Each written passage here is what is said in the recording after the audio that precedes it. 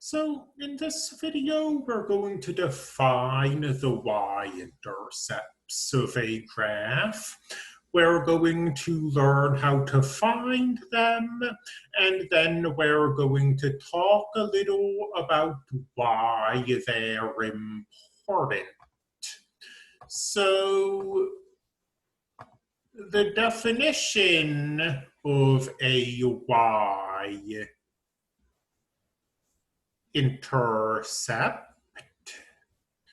well, it's a point on a graph where the x-coordinate of that point is 0, and the y-coordinate is whatever it is. If you want to consider how they get to their name, here's the y-axis, and the y-intercepts are the points where the graph intercepts the y-axis. So finding the y-intercepts is just a matter of letting x be 0. And we can just read y off usually. I mean, if we're looking at an equation of the form y equals something involving x, then even if whatever's happening over here on the right is kind of intricate, finding the y-intercept shouldn't require a lot of work. Like, say y equals this square root. This is a pretty complicated looking equation. But to find the y-intercept, we're just taking 0 and we are plugging it in.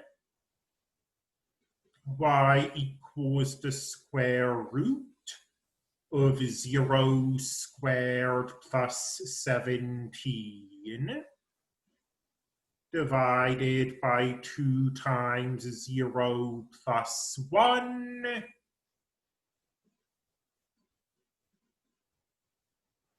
which is then the square root of 17. Now, the y-intercept is a point.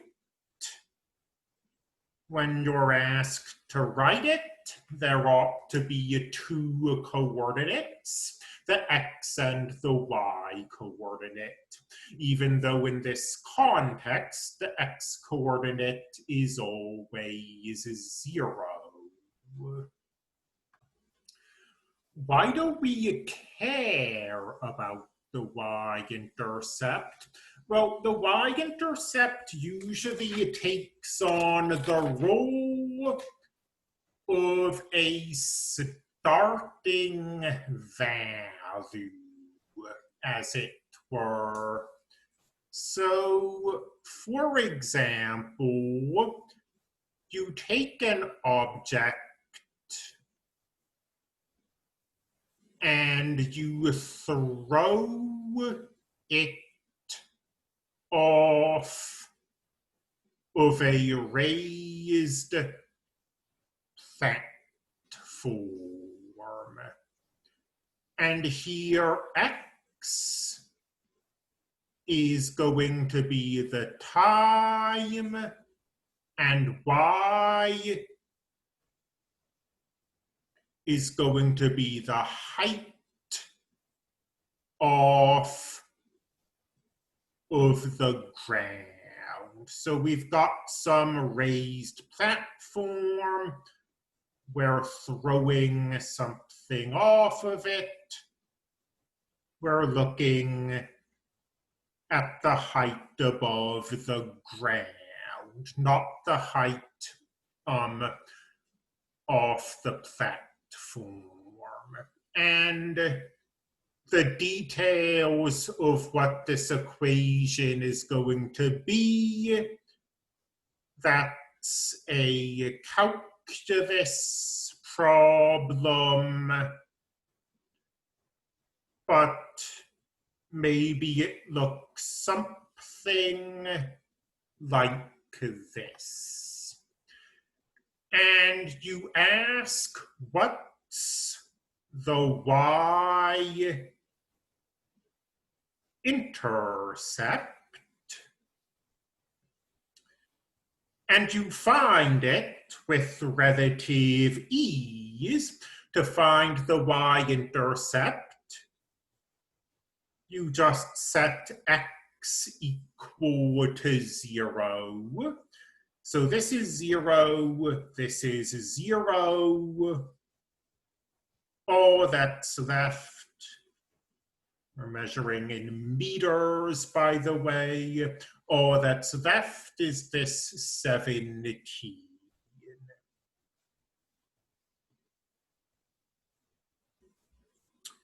So there's our y-intercept. And this y-intercept represents the height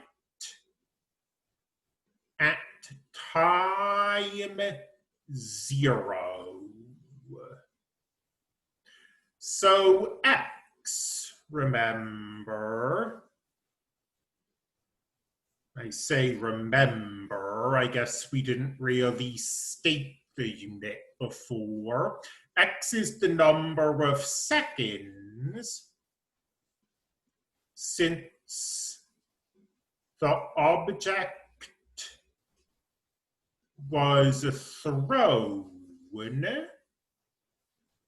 and the y-intercept is when x equals 0.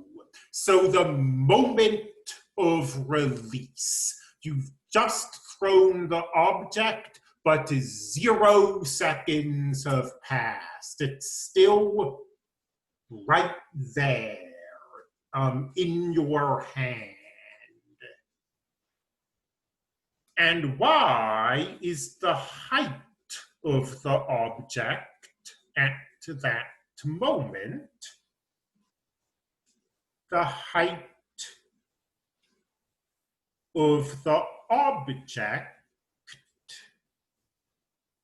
at